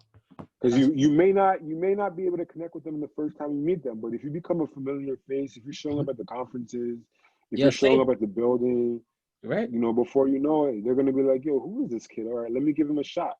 You know what I mean? So I think it's very, very key to network and don't take things personal because you may not be able to connect with the person the first get go. You know what I Yeah, mean? facts. So Yeah. Fact. That's how I met you. I met you at the seminar. You know what I mean? I trying to reach out to you.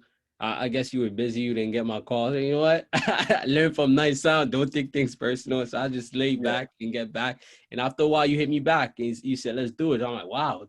See, those those information really work. Not taking things personal and actually being patient and wait for the because you're not moving on my time. You know what I mean? I gotta give you your time Yeah. to do whatever you gotta do. You know what I mean? So that's one thing I learned Exactly. about the music industry, especially that's one thing I learned about life in general. Like people don't move Hmm. on your time. You know what I mean? They don't have to answer your call. They don't have to message you right away. They don't have to like Hmm. people could just read your message and not reply back. It's okay to not get mad. It's okay to just be like, oh God, this guy left me unseen. It's okay to just leave it like that and just let the person answer you when they want to answer you. Maybe they were busy. Hmm. Maybe they were in a car accident. Who knows? But I'm saying like it's okay to Hmm. like leave people do what they want to do when they want to when they want to message you, when they want to connect with you. So that's one thing I really learned Thousand from percent. Night Sound, and I apply what I learned from the seminar with you because I could have easily got offended when I called you didn't pick up or anything like that. I could easily got Yeah. offended, but from what I learned, like be patient, don't take things personal, and it really works. And you message me out of nowhere, and be like, "Yo, let's do it." I'm like, "Ah, dope, that's really dope," and I got really excited. You know what I mean? So that's Hmm. one thing I Yeah, learned. and Artists and take, that's off of your merit. You know what I mean? Like you've been taking the time, you've been putting your head down, you've been working, and I wasn't able to respond at the time. I got busy, new yeah, you family for and sure. everything. But That's I real. seen you work. I seen you work. I was been seeing you work. You know what I mean? I'm like, you know what? I can respect that. And I reached back and I was like, you know what? Let's do it. That's So dope. That's what I'm saying. I wanted to give everyone like a real example that I had yeah, things really work. You know what I mean? Because people be yeah, thinking this shit just happened. Things don't just yeah. happen. And especially you guys are coming. You guys are here right now. You guys took the time out. It's been like an hour and a half now. We're gonna end this Zoom meeting at 7 o'clock. But you guys took the time to just be here to listen and things like that. You guys have to apply everything that you learn in your life. It's not even just about the music industry. This is just life skills. You know what I mean? Even if you Yeah. apply for a job, they don't apply back to you. Take it, be patient. You Mhm. hit up this A&R, this producer, this artist, they don't get back to you. You seen that they read your message. Don't take it personal. Go Don't on. take it personal. Like low key, I'm about to start this new job, this new A&R job this week. And the first time I applied, I made it to the last round. I was runner up. You know what I mean? I didn't get it, but I was a little salty, but I didn't like publicly put it out there. But I was like, you know what? It just wasn't my time. This was 2 years ago. You know Wow. what I mean? And then now I reapplied and I got the job. You know what I Wow. mean? So Congrats. just one of Congrats. those things. Congrats. Appreciate it. You know what I mean? So it's just one of those things where like you just gotta be patient. You know what I mean? Like, especially working in the music business is one of the hardest industries to get into and to Definitely. sustain and to stay in the industry. So You know, you just got to be patient. Patient is key. Definitely, definitely. Wow. You see, we're giving you guys real life examples so you guys see how things really work and how you're Yeah. supposed to move in the industry. One thing I really realized in this, especially in Canada and Toronto, like Hmm. artists have to know how to move because it's such a small industry in the city. Yeah. Everybody kind of know each other, you know. Because if you move wrong, you did somebody wrong, especially like an A&R or somebody that's in the industry.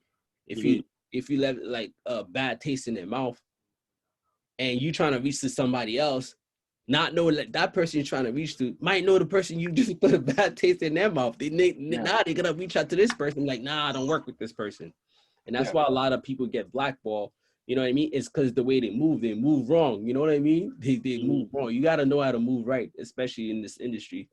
Thousand Moving percent. right is like will get you far. Not taking things personal will get you far. Like meeting a connect, not expect them to listen to your music right away will get you far. Not expect them to just give you their time will get you far. So one thing I want to share with everybody that's here, you have to move right. You know what I mean? That's one Yeah. thing I learned for sure. 1000%. But yeah, let me ask you a few questions that I seen they sent in the chat. So one person asked, "Do you have an open portal that they could submit music to right now?" Um, yeah. If you just go to a9report.com, I'll put it in the chat. Yeah. You can send music through there. And it'll get directed to me. And yeah, and if I like it, we'll connect. You know what I mean? But keep sending me music. Like you know, the first song might not be the one that I like the most, but if you keep sending quality music to me, eventually we'll connect. You know what I mean? So that's one portal you can connect me through. Okay, dope. I have a next question. I don't want to miss everybody's questions because I have my own questions, but I'm gonna make sure you guys get your questions in since you guys came in, Yeah, right? One of the questions somebody asked is a pretty lengthy question, but I'm gonna read it about the best of my ability for you. yeah. It said, how do artists run ads slash promo to gain tractions or fans? Everyone talks about a plan, but what plan actually works? People also talk about having a big budget, but some A&Rs have said money isn't really all you need. How should an independent artist promote himself or songs to make a buzz? I'm guessing the industry got a formula or a module they use to promote their artists. Okay. Yeah, when it comes to running ads and promo, I would focus solely on your community. Focus on right, like try to focus on where you go. You know what I mean? So for example, if you're an artist from the GTA, then make sure you run the ads in terms of location. Make sure you focus on like, you know, Toronto, Vaughan, Brampton, Mississauga. You know what I mean? A lot of artists, the thing with them is because when you do that, you're a familiar face. You know what I mean? Like for example, if you show up in Vaughan at the time to the local supermarket, you might be familiar to someone. You never know. You know what I mean? So I find that the most target, like, because as a marketer, like I've worked in marketing for years, I find when it comes to targeting ads, I focus mainly on the community that I'm from, Okay. because then I'm able to actually build from there. You know what I mean? Because one thing I realized too is that like if you're trying to be big in Atlanta and you're not there, you never travel there, Yeah. you're not like you're not a familiar face, then you're not gonna get traction. You know what I That's mean? fact. Unless you're just not gonna get traction unless you have like a some sort of photo or some sort of image that just you know what I mean? That's very captivating that might generate a click through.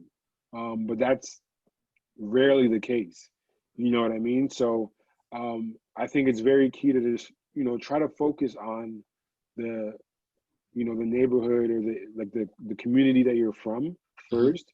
And Yeah. at the end of the day, like when it comes to these music execs, they travel all the time. So if you're bubbling in Toronto and you're the guy in Toronto, they'll know. They'll find you. They'll Yeah. definitely find you. You know what I mean? So, these A&Rs, they're always traveling. They're always coming to Toronto, you know what I mean, to see what's popping here, to see what's in the water. So, I think it's very key to just focus on your neighborhood first. Try to, tailor ads towards that. And one thing about the internet is that we all know somebody from somewhere. So I might have a family member or a cousin or a friend or a colleague that follows me from Atlanta, LA, wherever, and I live in Toronto. You know what I mean? So if I'm messing with your music, then I'm gonna share it. You know what I mean? I'm gonna share it to my friends in LA and Atlanta. So that's how things go viral, slowly but surely. You know what I mean? So I think, if you want to spend your money properly, focus on your community first, and then you'll be able to measure that by taking a look at the streaming. You know what I mean? Um, and from there, you'll be able to see, okay, well, where else should I market my music to as well? Because there's a lot of artists from Toronto that are doing big in UK, that are doing big in LA. You Yeah. know what I mean? So from there, then that allows you to see, okay, well, let me take a look at the streaming analytics. And if I'm doing well in LA, then okay, then maybe I should do some ads in LA as well. You know? So I think it's very, very key to take a look at the analytics, figure out where your fans are from, register for that thing that I told you earlier called nextbigsound.com. There's Next, another, you guys save there's a, that next big sound. yeah, there's another one called Yeah. Sprout Social. Yes, put these things in the chat for me. That would be really useful. So Thousand at least percent, everybody else could save them, 1000%. So Sprout Social is a great platform that is for social media. So What is it all called? you got to do, Social? Sprout Social. How do you spell that? Can you write that down for me? Yeah, I put it in the chat. All right, it didn't come up for some reason. Let me see here. You have to share it to everyone instead of private. Let me see. Oh, Yeah. let me see. Yeah. Your previous ones didn't come in as well. So Oh, okay. put those up there so at least everyone could just take notes. Take your notes, write these things down. There you go. It came up. Damn, I'm taking that shit down to myself. Yo, thanks for these tips, my nigga. Thanks for these tips. Niggas in school right now. That shit you gotta pay 20 bands a year at George Brown. We getting them shits for like, you know what I mean? So shout out to Michael.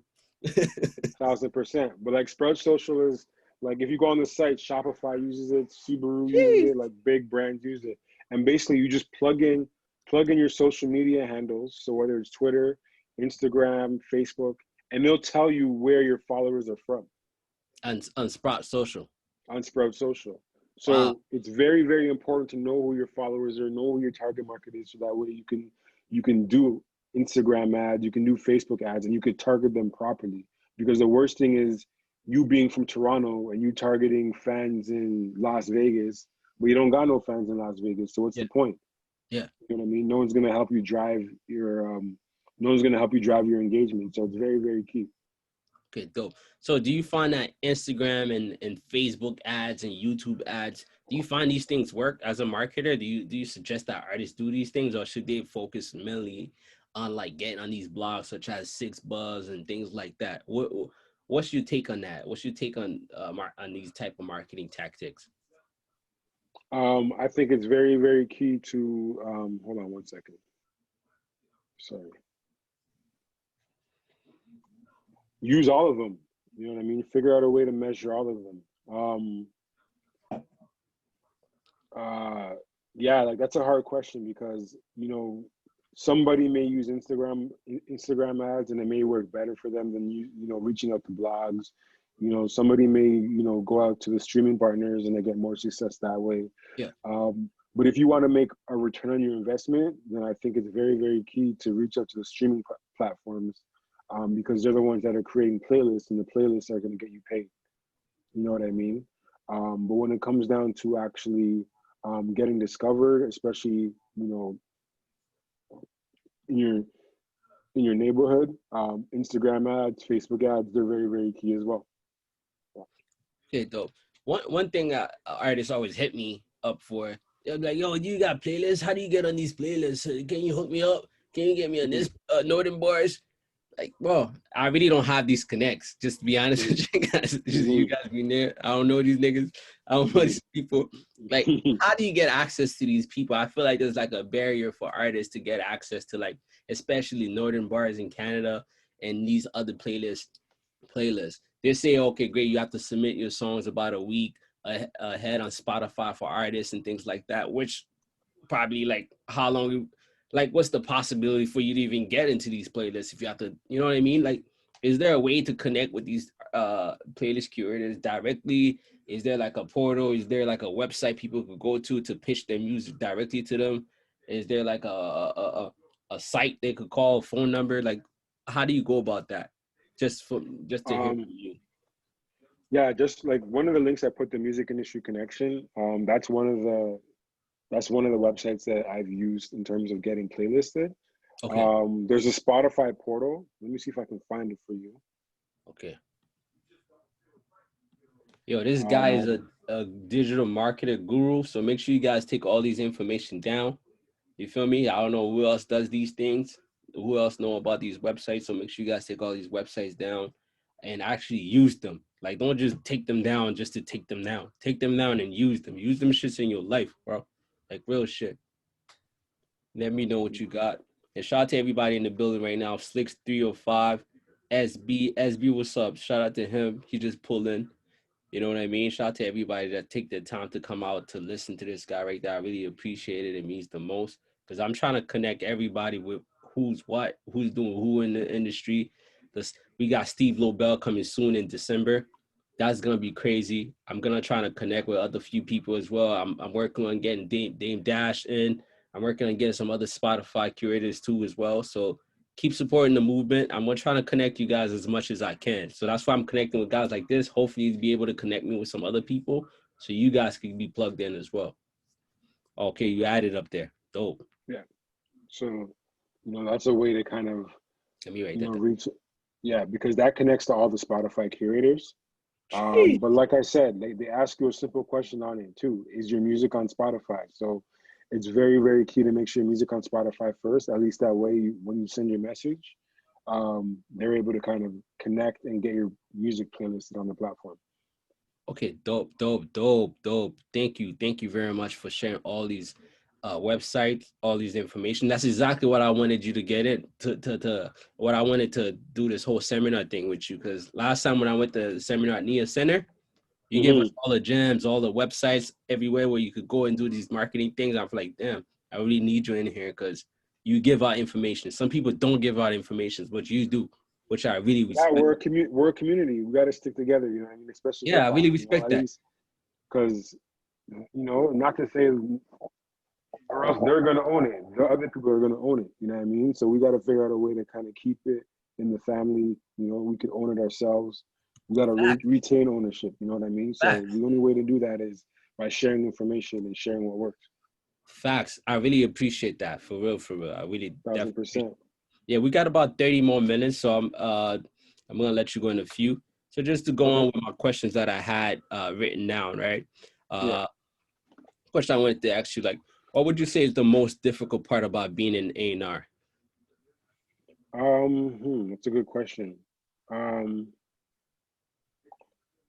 I would say it's the most difficult part is getting the other people to see your vision, see what they see, see to get them to see what you see. You know what I mean? Because some people may not, take to what you're seeing, or they may not take to the music that you love. So it's I think that's the hardest part. Um, what else? I think working with an artist that doesn't get it, or that doesn't have the work ethic. Right. um, because it's a game. You know what I mean? It's a competition, and you got to compete. You know Yeah. what I mean? So if the artist isn't trying to play, then it kind of sucks because there's nothing you can really do about it. You know what I mean? Yeah. The artist, the artist has to want to play. They have to want it. So I think the hardest part is just trying to get people to see the vision. You know what I mean? See what you see, because really it comes down to a lot of it comes down to numbers too. You know what I mean? And for a label to sign an artist, they got to see certain numbers, and sometimes you'll get lucky, and you'll find guys that won't sign artists off of numbers and just straight raw talent.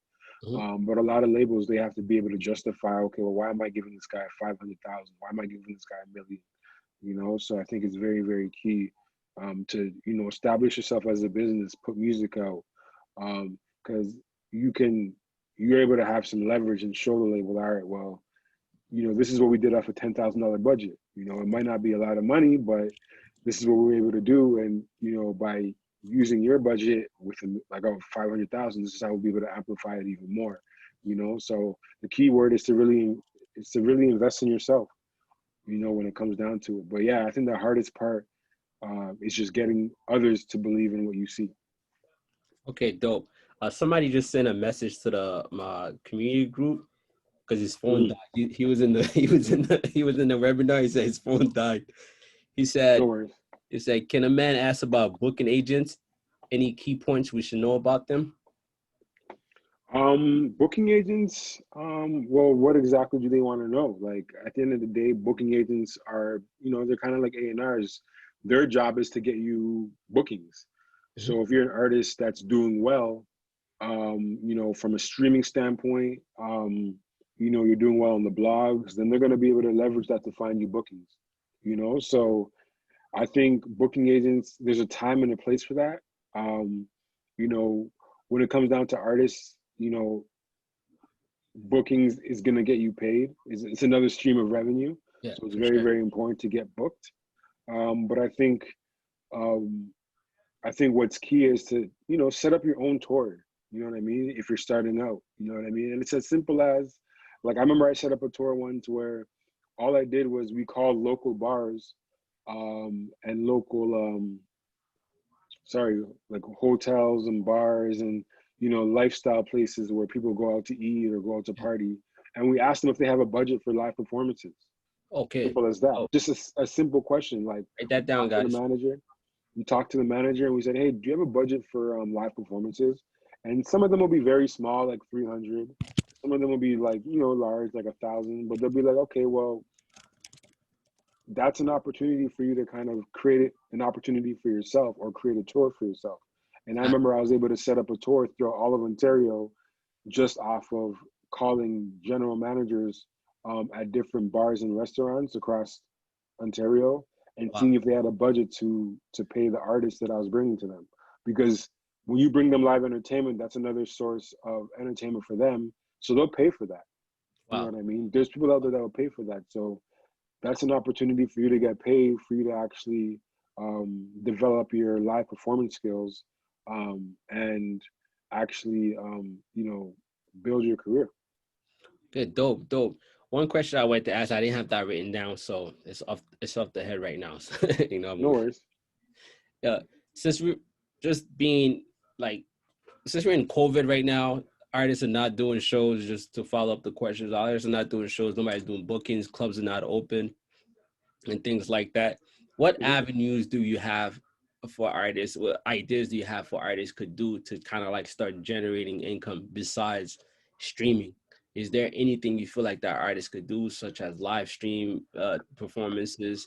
What do you think artists should be doing right now, even if it's not generating income, but Mhm. anything to just better themselves as an artist? What do you feel like they should be doing right now, doing this whole COVID pandemic that we're going through right now? I think they should be figuring out ways to develop content. You know what I mean? What type of content?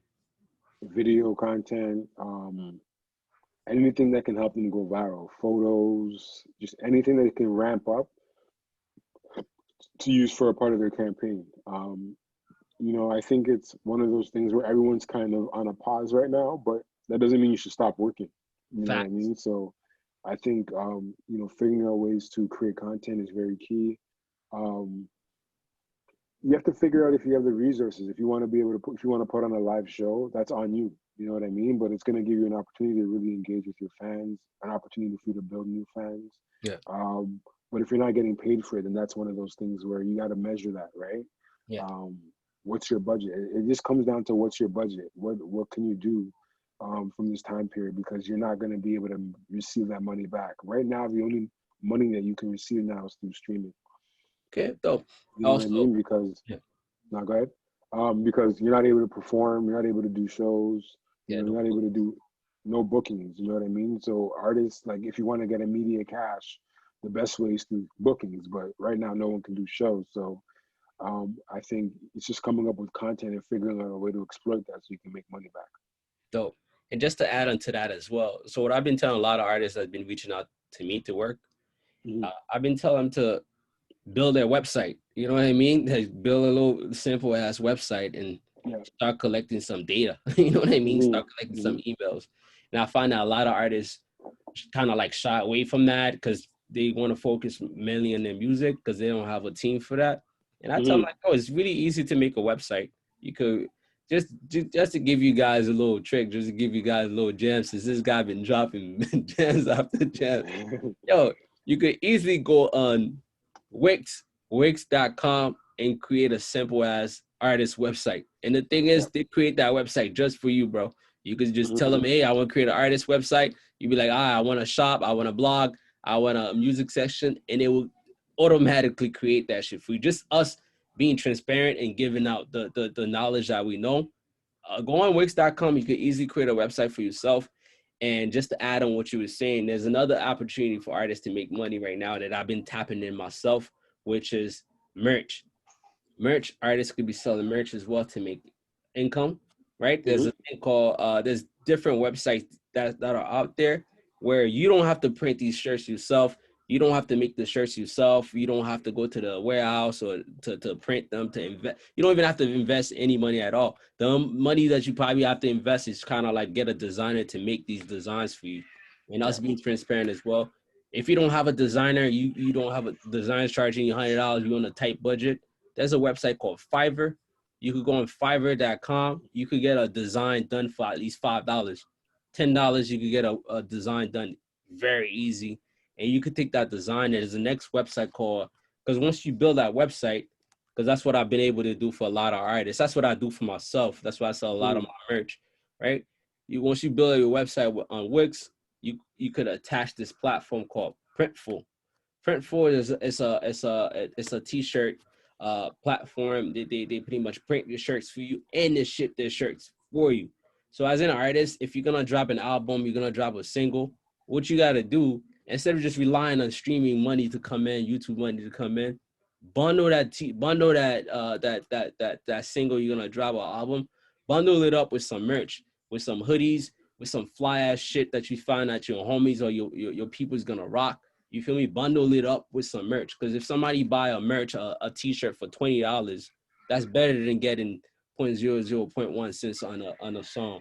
You feel me? Because you could get 1,000 people listening to that song and you only getting like barely nothing, you know? But if you Yep. get 1,000 people buying that merch and you using Printful and you add your profit on top, let's just say you add a $10 profit, that's better than nothing, you know? So get Wix, make your own website, attach the Printful platform, which is the t-shirt merch distribution.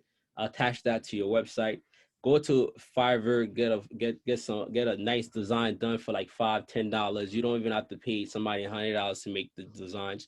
You go on Fiverr. But if you have some designer from Toronto, they could do that for you. You know, if you got a designer from Toronto, they could do that for $100. Make some fly designs that you find that's gonna go viral. People gonna rock. What I'm trying to tell artists as well, if you're gonna do merch, don't just do merch and just put your logo, put your name. Oh, damn, this guy music. Nah, bro, you gotta do some fly lifestyle merch. Do some shit like Kanye or whatever it may be. Do some rockaware shit, some fly shit that you find that other people are gonna rock.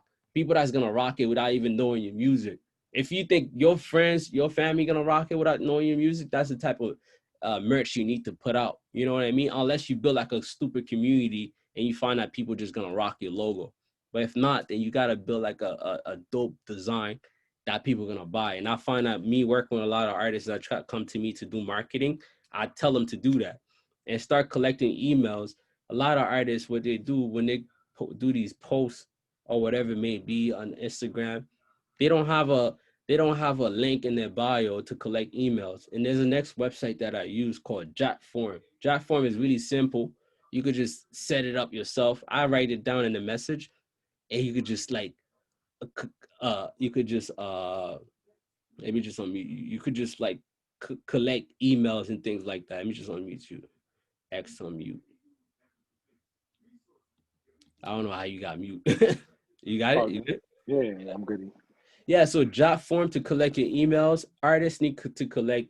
Well, from me just going to these seminars, from me a lot of books, and me working with a lot of artists, I find that work collecting emails, phone numbers, city where the person is from, like really help. Because if at least you know, if you got 50 people that's give you their phone numbers and emails, you know you have 50 people that's willing to buy your shit. Because if you Hmm. drop an album and 50 people buy that album at $20, or buy that merch combo at $20, or you could even make your merch more exclusive and sell like a hoodie for like $50 or $100. You could profit that shit, make that shit super fly. You know what I mean? That's you Mhm. making money off your music as an independent artist. And I find that merch bundling as an independent artist really works, and artists collecting emails and phone numbers in the city that the people's from really works as well. What's your take on Wow. that? No, that's 1,000%. Like I think you have to create a call to action when it comes down to any post or any content that you use. You know what I mean? So collecting emails is very key. Figuring out a ways. Like a lot of artists nowadays, they're giving out their phone numbers. You know what I mean? So right now we're in a world where you can buy something online very easily. So I think if you create a call to action where you're sending somebody to a landing page, it Yeah, allows them to buy merch, it allows them to put their information, like the first last name email address. I think it's very key in terms of finding out, knowing who your customers are. You know what I mean? So um nah, 1,000%, like I agree. You know what I mean? I think you definitely got to know who your customers are, and that's going to allow you to retarget, remarket to them, so that when you have a new album drop, you're not worried about figuring out, okay, well, how can I make an extra thousand? If you already, I mean, you're not worried about, making extra. How do I put it? Let's say you already made $1,000 last time. Okay, $1,000 is there waiting for you if you just do it right by putting out the right information in terms of whatever content it is you're trying to, push, or whatever product it is you're trying to sell. You know what I mean? So I think no, yeah, like having an email address. I mean, sorry, having an email database is very key. I personally use Mailchimp, but there's many out there that you can use, and just coming up with creative ways to market your music, so that the people that you actually have their contact information, they're in the know. And I think from a fan standpoint, fans want to feel exclusive, so they feel good when they get new music, in the beginning, before anyone else can get it. So if you're able to provide them certain exclusives, certain incentives, they're gonna stay fans. So I think it's very key. oh, dope, dope. Thank you for adding that. I heard that you mentioned text marketing, right? Hmm. Text marketing. I've been trying to get in this whole text marketing myself as well, but I haven't Hmm. found like a website, like a like a website or even an app that I could use directly to do the text marketing. Do you have something in mind that you mind sharing about when it comes to text Uh, marketing? yeah, there's one called Superphone. Superfan? Superphone. Yeah, I heard about that. What is it? Ryan Leslie that's starting that, Yeah, or Ryan Leslie started that one. So we started at I think he started about like 4 or 5 years ago, and that's the one that a lot of artists are using right now when it comes to SMS marketing. yeah, So let me just share that within the group. yeah, you add. Oh yeah, yeah, there you go. Perfect. Yeah. But yeah, superphone.io. Yeah, it's an app that you should download. It's very, very cool. Mhm. And allows you to kind of build, a subscription database when it comes to text messages. So that's something you should check out. So what's your take on that when it comes to text marketing and email marketing? Uh, Um, I think, as long as the fans giving you their phone number, then use it. You know what I mean? Just don't abuse it though. You know what I mean? Because text messages is it's Trust me, very I'm personal. blocking them. I've been blocking them, so don't annoy me. If that's some shit I'm not trying to get into, don't text me some bullshit. Yeah, so just don't be annoying when it comes down to it. But like, Nah, when it comes down to it, just if they're giving you your phone number, then that means they're an actual fan and they want to connect with you. they're dedicated. Yeah, Um, yeah, and I think I look at fans now as how do I put it? Like your street team, you know what I mean? So it's an opportunity for you to, like, back in the day, you used to have a street team. So labels would have street teams like all across different demographics, different states, different provinces. So you literally have street teams, and they would go to different colleges and set up street teams there as well. So if you can set up a street team just through text messages, just to get the word out, I think that's very, very key. So as long as you don't abuse it when it comes down to text messages, nah, I think, hey, if they give you your phone number, then give them exclusive access. Give them, let them know, when you have a new single out, when you have new merch, when you have a show in their city, and start building up your database that way. dope, dope. All right, just move on to the next question I wanted to ask you. I'm just asking you questions like I was an artist. I'm not an Yeah, artist. I live vicariously to these artists. no, feel free.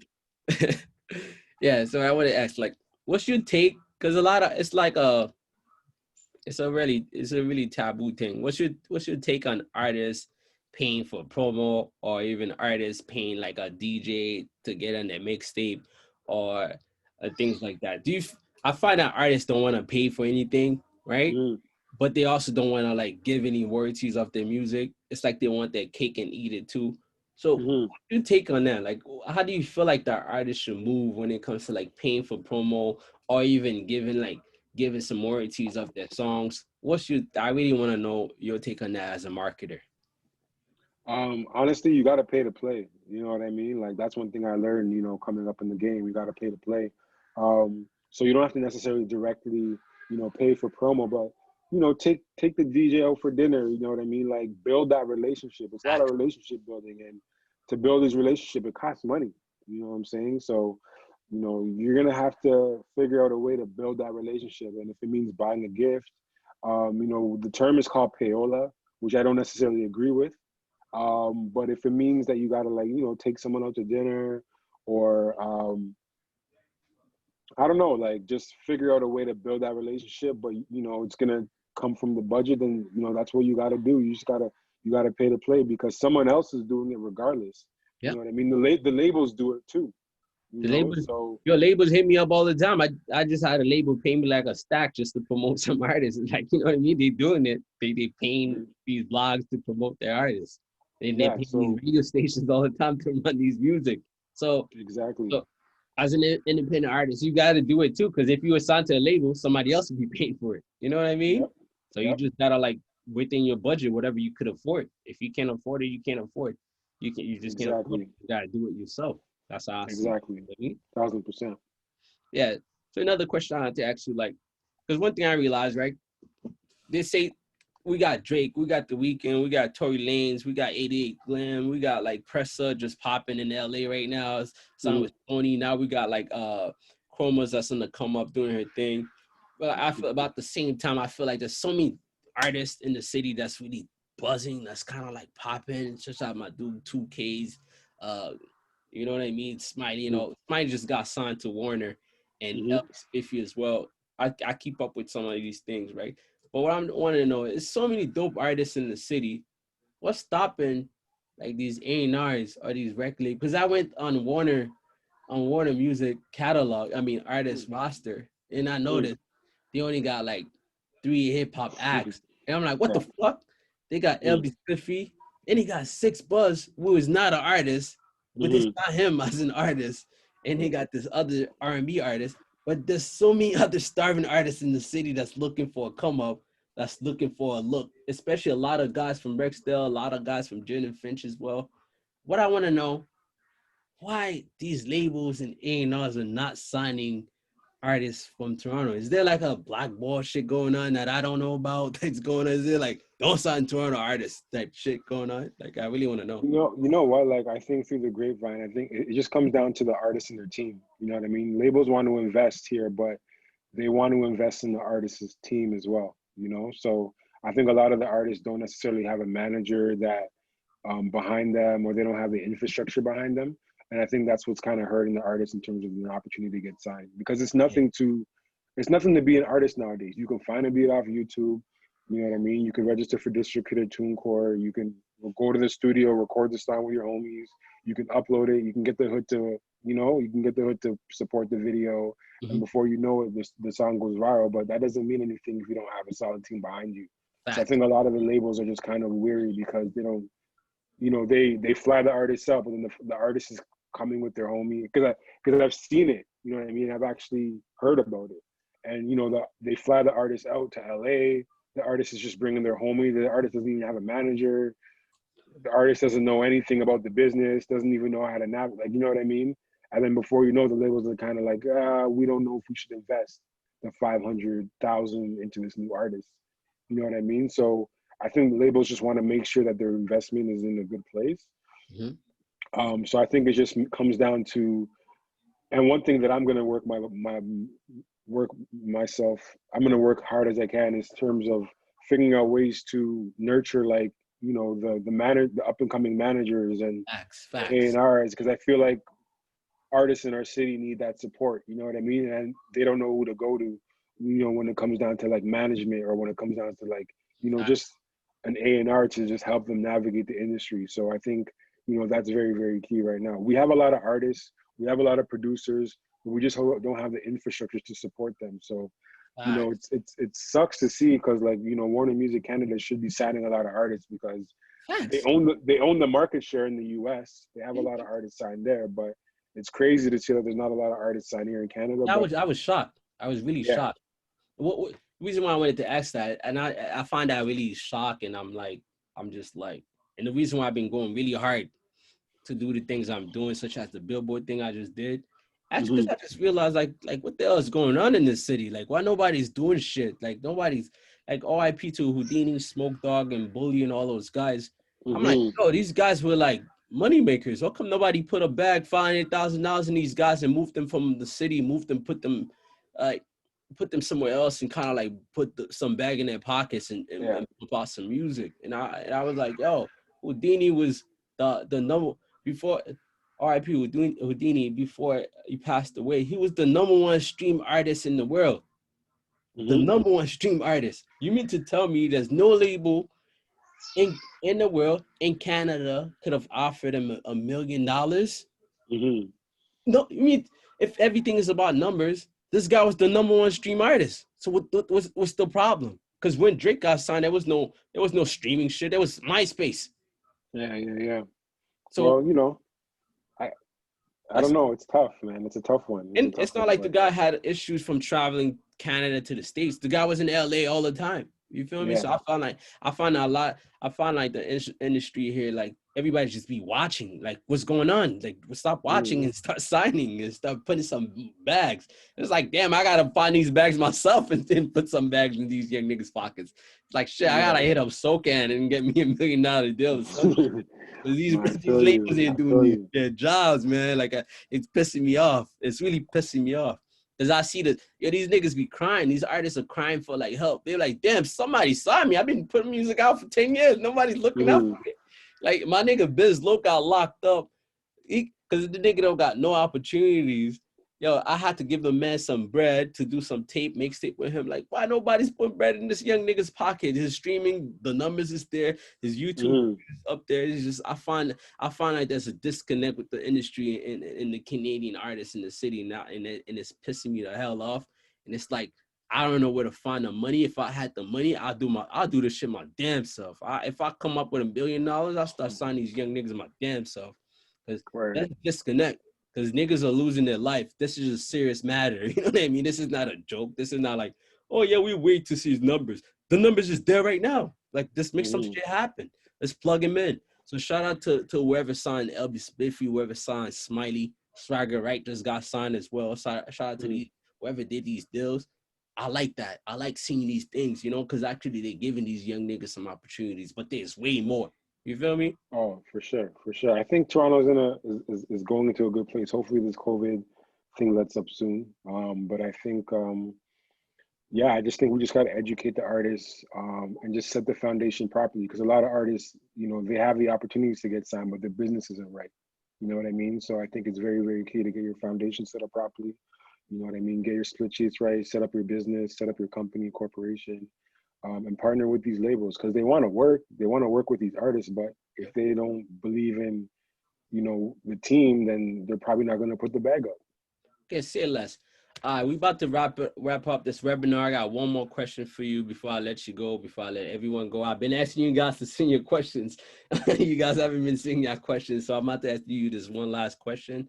Sure. What message or advice would you like to share with everyone? Like today, like anything you want to tell them to focus on? Like what advice you want to tell everyone here? Like what like even like Mhm. what like secrets you want to put on in the chats? Like let us know. Mm. Yeah. Um, Shoot. I guess my advice is, you know, don't take it personal. You know what I mean? Um, you know, like what we were saying before, like, you know, sometimes, you know, the time might not be right. You know what I mean? When it comes down to your music, when it comes down to your career. So just don't take it personal. Just stay positive. Positive vibes only. Make sure you always maintain your network, always nurture your network, check in, when it comes down to it, because this is a small community, regardless of what you think. It's a very small community. Yeah. The ones who are in it, it's a very small community. So, make sure you always check in, see how people are doing, because, you never know what people are going through at the time. And, one last thing is just never give up. Never give up. Like, there's artists that have been in the game for 20, 30 years, and they get that one hit and their whole life changes. You know what Facts. I mean? And it's all worth it. So, you know, one thing I could say is just never, ever, ever give up. And yeah, that's my word. Say less, say less. Yo, I appreciate you pulling in, doing this webinar with us. You know what I mean? It's sad that we couldn't do it some live so you could feel the energy from the people. You know what I mean? It's sad that we had to do it this way, but like we still got to innovate and do whatever we got to do. You know what I mean? So I appreciate you coming in. Shout out to all the 1,000%. 16 people that's in here. I appreciate you guys taking the time to come in and check out Michael. Make sure you guys follow him on Instagram and also take down all the information that he's sending in the chat, the websites and everything. And I also just started a new platform for like A&Rs, industry professionals like him on my website, upnext.com. So let's just say you wanted a one-on-one consultation with Michael, just go on my website, book a consultation. I'll be able to set you up with a hour consultation with him. So I appreciate everybody for coming in. Thank you very much for tuning in. Have a good night. All right. Later, bro. Y'all take care. Take care. Bless Peace. up.